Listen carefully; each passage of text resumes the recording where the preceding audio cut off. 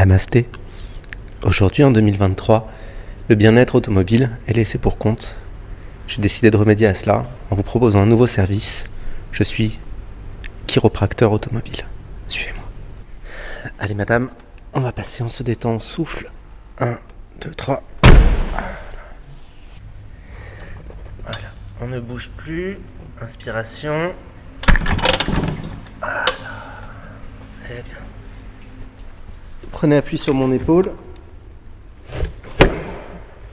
Et voilà. Et oui, hein, ça change tout. Hein. Voilà. On va retravailler l'alignement de la vertèbre portuaire. Voilà. Et on se détend. Alors, bien. Allez, on inspire. 1, 2 et 3. C'est bien.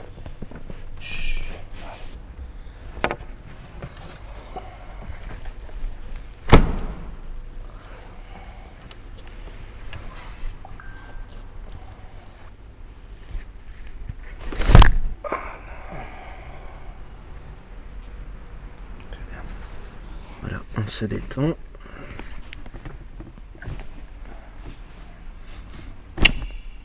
Voilà. Ça fait du bien.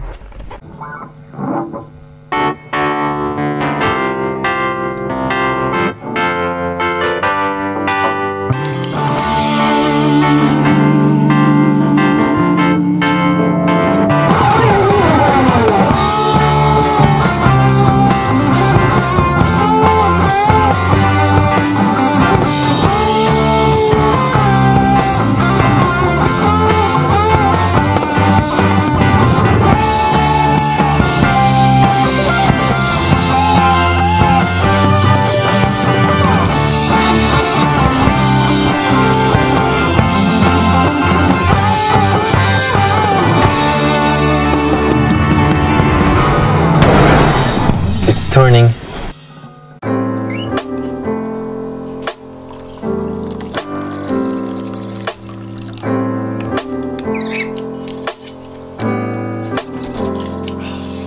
Eh bien bonjour à tous. Alors aujourd'hui on va aborder un nouveau sujet absolument passionnant, comme tous les sujets que nous abordons, comme toutes les vidéos que nous faisons qui sont toujours absolument passionnantes. Aujourd'hui on va vous parler des versions américaines de voitures européennes. Si vous aimez les voitures, que comme nous vous passez une bonne partie de votre temps libre à regarder les annonces, à vous dire tiens j'achèterais bien ci, j'achèterais bien ça, il n'aura pas échappé à votre vigilance un certain point assez notoire, je ne sais pas pourquoi je parle de manière alambiquée comme ça, bref, vous aurez remarqué que parfois on tombe sur un Mercedes SL R107 par exemple, ou sur une Porsche, ou sur une BMW qui est moins chère que les autres. Bon, alors on a parlé récemment des véhicules très kilométrés, là c'est pas le cas, on est sur un véhicule qui a un kilométrage équivalent aux autres qu'on trouve à des prix plus élevés sur le marché, mais il reste moins cher. Pourquoi? Eh bien pour une raison très simple, parce qu'il peut s'agir d'un véhicule américain. Alors comme toujours, quand on parle de véhicules américains, enfin tout du moins de véhicules importés des États-Unis, même s'il s'agit de véhicules finalement européens, on va entendre de tout. Alors tout le monde a son avis sur la question, les américaines il ne faut pas y toucher, elles sont dans un état catastrophique, elles sont ceci, elles sont cela, les américains c'est les rois du maquillage, ceci. Bon, on va passer outre ces considérations-là, on va parler d'un bel exemplaire, d'un exemplaire en bon état, bien entretenu, qui est correct et qui correspond à peu près à l'équivalent que vous auriez trouvé en France ou en Europe. Ces véhicules américains sont moins chers pour plusieurs raisons, ils sont moins recherchés. Mais alors pourquoi ? Il y a 3 choses qui diffèrent d'un véhicule européen. Tout d'abord, comme je le disais, son prix. Ils sont généralement à peu près 20-30% moins chers que des véhicules européens. Ils ont des différences d'un point de vue esthétique. Alors, pas toujours, dans la mesure où beaucoup de véhicules importés des États-Unis ont ensuite été modifiés pour être mis soit aux normes européennes, soit parce que voilà, les différences esthétiques sont pas toujours très heureuses, donc pour les remettre, on va dire, au bon goût européen. Je vais me faire gifler par tous les Américains quand je dis ça, le bon goût européen, comme si le goût américain était nécessairement mauvais.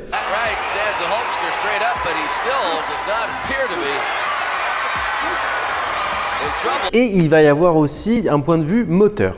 Alors, on va commencer par l'esthétique. Aux États-Unis, les normes ne sont pas les mêmes. La réglementation et la législation ne permettent pas les mêmes choses sur les voitures américaines et sur les voitures européennes. Normal, chaque pays, chaque continent a sa législation.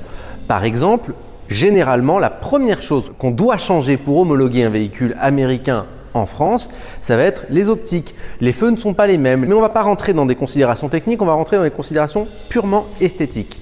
Généralement, on retrouve sur le passage de roue principalement, mais en tout cas sur les côtés, sur les ailes avant, droite et gauche de la voiture, on va retrouver des catadioptres. Alors qu'est-ce que c'est qu'un catadioptre? C'est un petit dispositif réfléchissant comme ceux que vous avez à l'arrière de votre vélo qui va servir en fait de feu additionnel entre guillemets pour mieux voir la voiture. C'est une obligation aux États-Unis qui n'existe pas en France. En France, on a effectivement des dispositifs réfléchissants qui sont obligatoires à l'arrière de la voiture ou sur les motos par exemple. C'est obligatoire d'avoir un dispositif réfléchissant à l'arrière de sa moto, si je dis pas de bêtises. La deuxième chose, depuis les années 70, dira-t-on, les pare-chocs aux États-Unis ont fait l'objet d'une réglementation très précise. Il doit y avoir ce qu'on appelle un bumper. Alors qu'est-ce que c'est que le bumper? C'est un pare-choc à absorption d'énergie. Qu'est-ce que ça veut dire? Ça veut dire que c'est là pour, pas uniquement pour empêcher la voiture de s'abîmer quand elle touche par exemple quand on stationne, etc. Qui est normalement le but d'un pare-choc, c'est de protéger la carrosserie et d'avoir un élément qui se change plus facilement sans déformer la voiture. Là en l'occurrence, c'est vraiment, ça a un rôle de sécurité. C'est quelque chose qui est censé absorber les chocs et protéger les occupants du véhicule en cas de choc frontal ou de choc par l'arrière. Donc c'est pour ça qu'aux États-Unis, on voit, ils ont souvent, et ça a été notamment le cas sur les Porsche, des gros pare-chocs en caoutchouc avec des grosses excroissances de part et d'autre de la plaque. Même des petits accordéons sur les côtés.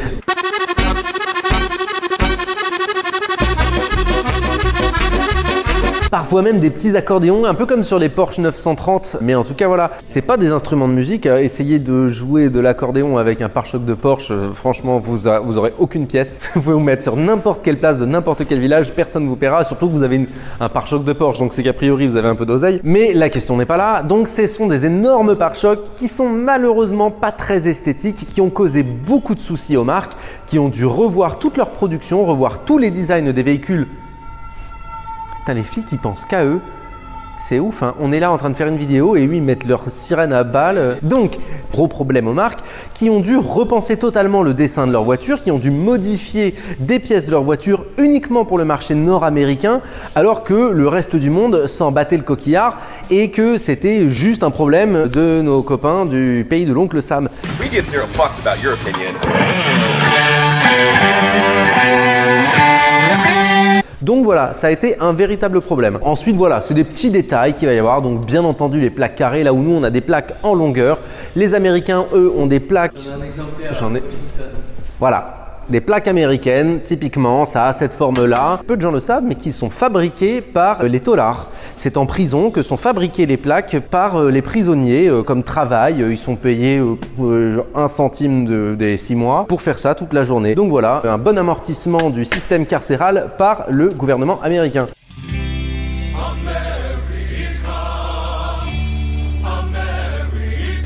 C'est pas le sujet de notre vidéo aujourd'hui, donc on va voir les plaques d'immatriculation qui vont changer. C'est cool parce que chaque état a... Elles sont effectivement assez cool. Aux États-Unis, comme dans n'importe quel pays, chaque région, chaque ville, chaque coin, chaque département a sa spécialité, sa spécificité.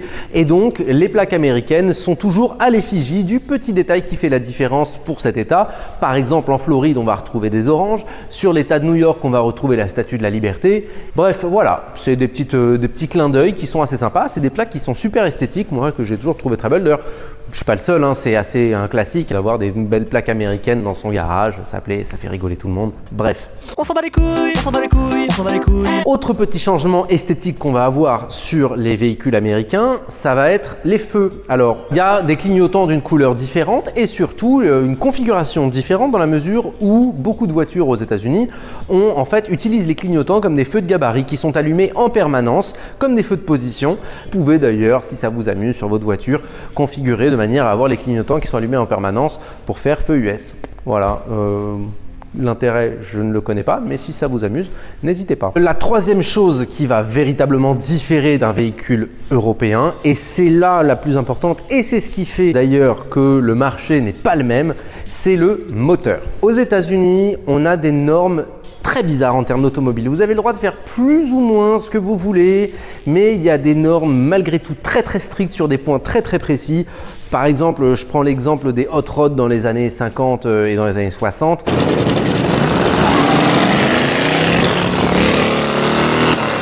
Alors, on avait un moteur qui était apparent, on n'avait rien, pas de pare-brise, pas de toit, pas de ceinture, rien. Mais le seul truc qui dérangeait les autorités, c'était que les roues n'avaient pas de garde-boue. Voilà, donc c'était le seul truc problématique aux yeux des autorités. Tout le reste, ça ne dérange personne.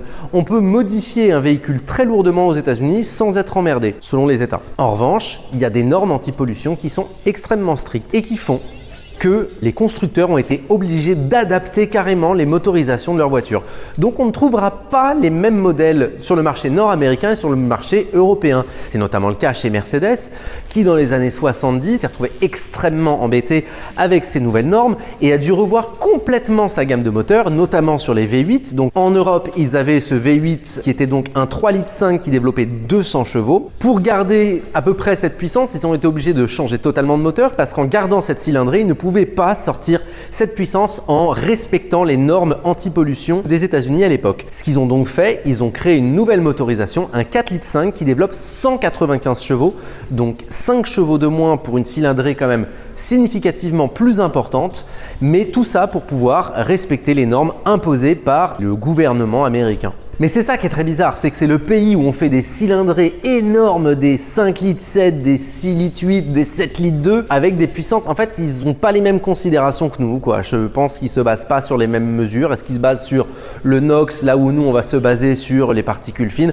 Je ne suis pas un expert en la matière, mais en tout cas, je pense effectivement que les mesures ne sont pas les mêmes parce que ça n'a pas de sens sinon. C'est vrai que les Américains, c'est un peu les spécialistes des véhicules avec des cylindrées colossales pour des puissances absolument merdiques.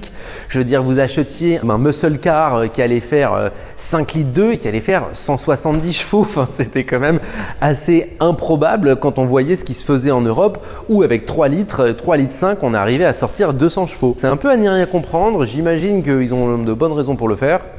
Perso, on trouve ça un peu chelou. Dites-nous dans les commentaires si quelqu'un sait un petit peu, parce que très sincèrement, je me suis renseigné sur la question pour faire cette vidéo, j'ai fait quelques recherches, j'ai pas trouvé grand chose. Si certains d'entre vous sont spécialistes en la matière ou sont américains et travaillent au service anti-pollution, etc., n'hésitez pas à nous donner des infos, ça nous intéresse vraiment. Donc voilà, au vu de tous ces éléments, du fait que esthétiquement, on avait des voitures qui étaient quand même un petit peu plus marquées que les voitures européennes par les différentes considérations de sécurité, et qu'en plus de ça, on avait des moteurs qui étaient un petit peu dégonflés pour des considérations d'anti-pollution, on se retrouve avec des voitures qui sont nettement moins chères que les véhicules du marché européen. C'est le cas notamment des Mercedes SL, toutes générations confondues. On va parler principalement des R107. Aujourd'hui, vous avez un 300 SL en bonne condition R107 dans un bel état. Vous allez, alors un très bel état, on va être aux alentours des 40 000 € pour une voiture. Voilà, avec 200 et quelques mille kilomètres dans un état correct, on va être aux alentours des 30-35 000 €. Alors que si vous avez un modèle américain, donc un 350 SL, vous allez être aux alentours des 20 000 €. Voilà, pour franchement une voiture qui sera à peu près équivalente à conduire, mais qui aura une plus grosse cylindrée, une puissance un peu inférieure et surtout des gros pare-chocs un peu moches, il faut le dire. Pareil pour les V8 avec les 500 qui sont devenus des 560 et ainsi de suite.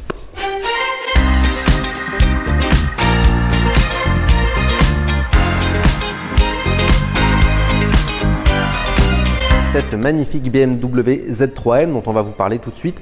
On va vous expliquer un petit peu la différence qu'il y a avec un modèle européen, sur celle-ci en particulier, et on va vous expliquer un peu le pour et le contre. En Europe, il existait deux différentes versions du Z3M. Le Z3M en Europe était équipé d'un 6 cylindres en ligne atmosphérique de 3 litres de cylindrée, donc somme toute assez classique pour BMW. C'est un moteur qui avait été emprunté à la BMW M3 E36. Donc sur les premières versions, on avait le moteur qu'on appelait le S50 qui développait 321 chevaux, qui a été remplacé en 2001 par le S54 qui développait 325 chevaux, pour donc seulement 4 chevaux de plus. Aux États-Unis, on avait à la place du S50 le S52 qui faisait 240 chevaux, donc une baisse de puissance quand même assez importante pour la même cylindrée toujours, 3 litres de cylindrée, donc c'est celle-ci, c'est celle dont on va vous parler aujourd'hui. Et ensuite, donc pour le S54, on a gardé le S54 qui a été un petit peu dégonflé, où on passait donc de 325 à 320 chevaux. On ne perdait que 5 chevaux. Ils ont réussi, je ne sais pas comment, à trouver les artifices nécessaires pour réduire les émissions de gaz polluants, tout en gardant une puissance sensiblement équivalente à celle du modèle européen. Là, en l'occurrence, il s'agit d'une première version américaine, donc avec le S52 de 240 chevaux. Qu'est-ce qui va faire l'intérêt de cette voiture aujourd'hui par rapport à un modèle européen? Cette voiture en particulier, elle a 85 000 km à son compteur.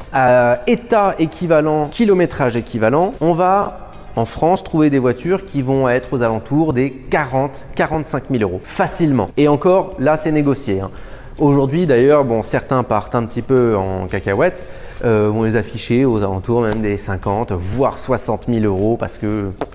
Et je parle même pas des coupés, là, on reste vraiment sur le roadster. Celui-ci est un véhicule qui est affiché 30 000 euros, donc 15 000 voire 20 000 euros de moins qu'une version européenne pour un moteur équivalent en termes de cylindrée qu'on peut sans trop de difficulté, je pense, pousser à la puissance d'un modèle européen en retravaillant l'admission par exemple, l'échappement, l'injection, ce genre de choses. C'est des moteurs qui a priori sont bridés électroniquement pour les États-Unis. Donc voilà, on peut retrouver assez facilement. Et surtout, alors ça c'est un point que je veux aborder, le Z3M, qui est une voiture que j'adore, que j'ai toujours adoré, a quand même un gros défaut. Je pense que bon nombre d'entre vous sont d'accord avec moi. C'est un véhicule qui est totalement surmotorisé.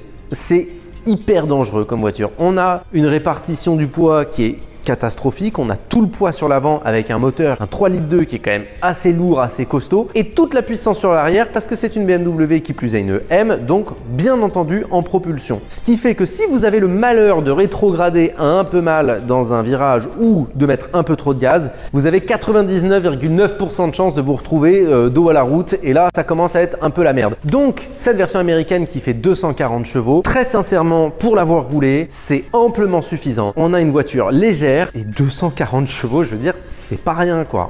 Et puis du couple, complètement du couple. Franchement, pour avoir roulé une européenne et une américaine, on fait assez peu la différence entre les deux. Alors, je suis sûr que je vais avoir un tas de commentaires qui vont me dire « Bien sûr qu'on fait la différence ». Oui, ok, d'accord, il y a une différence de puissance, c'est indéniable. On va avoir une VMAX qui est plus importante sur les véhicules européens. On va certainement avoir un petit peu plus de couple, un petit peu plus de pêche, mais toujours est-il que la version américaine est déjà très suffisante. Et que, bon, en plus d'ailleurs, ce qui est assez bizarre, c'est que les Américains aient moins de puissance, sachant que eux, il n'y a pas de virage, donc il n'y a pas de risque, c'est que de la ligne droite.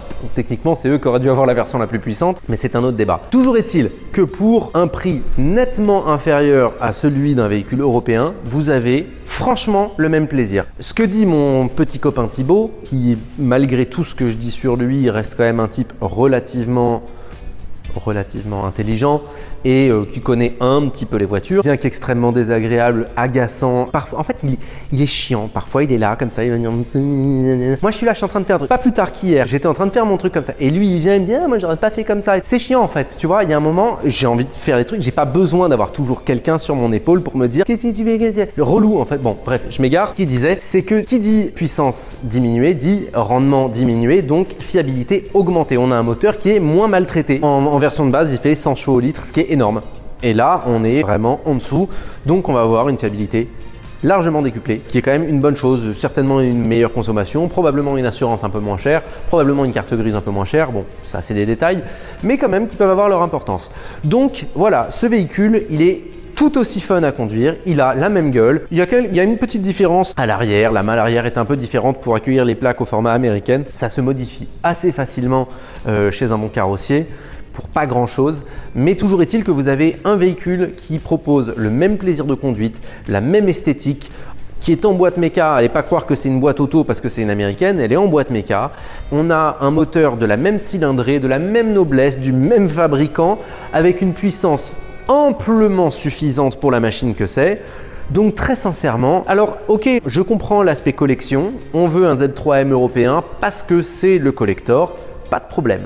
Moi, je parle en tant que voiture à rouler, voiture à utiliser, voiture plaisir. Très sincèrement, le rapport qualité-prix d'un Z3 américain est très supérieur au rapport qualité-prix d'un Z3 européen parce qu'il est beaucoup moins cher pour pratiquement la même chose. Voilà, dites-nous ce que vous en pensez dans les commentaires. J'imagine que vu le cœur que mettent les BMW dans leurs convictions, je pense que je vais avoir certaines personnes qui vont pas forcément être d'accord avec ce que je dis, mais je trouve que c'est un débat intéressant et je suis prêt à entendre tous les points de vue, même si vu que c'est pas les miens, c'est pas les bons.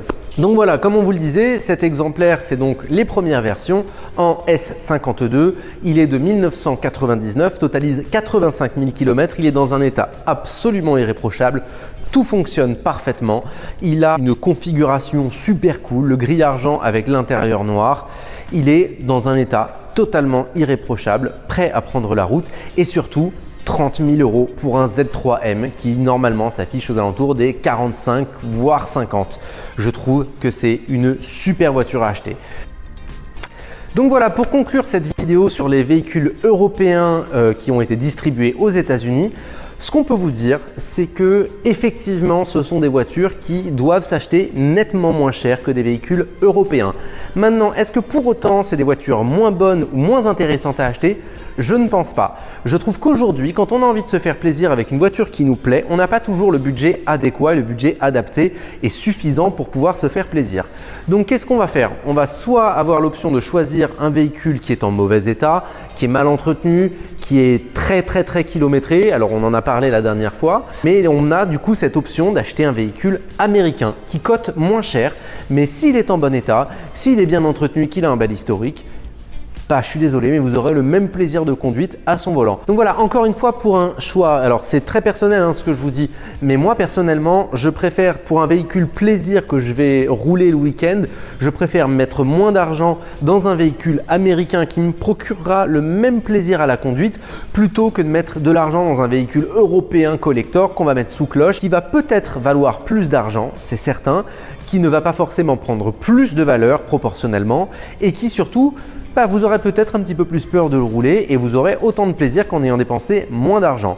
Un véhicule américain, même plaisir, même capacité de prendre de la valeur, parce que c'est pas parce que ça vaut moins cher que ça prendra moins de valeur. Ça peut prendre autant proportionnellement, donc ça sera toujours moins cher qu'un européen, mais ça prendra quand même. Et vous aurez le même plaisir pour moins d'argent. Donc très sincèrement, c'est une excellente alternative pour les personnes qui veulent rouler dans un véhicule plaisir et qui n'ont pas forcément les moyens de leurs ambitions. J'espère que cette vidéo vous aura plu. Cette Z3M, elle est disponible dès maintenant, visible sur rendez-vous. N'hésitez pas à nous passer un coup de fil ou à envoyer un petit mail ou faire ce que vous voulez, venir toquer à la porte si elle vous intéresse, si vous voulez venir la voir. À très bientôt.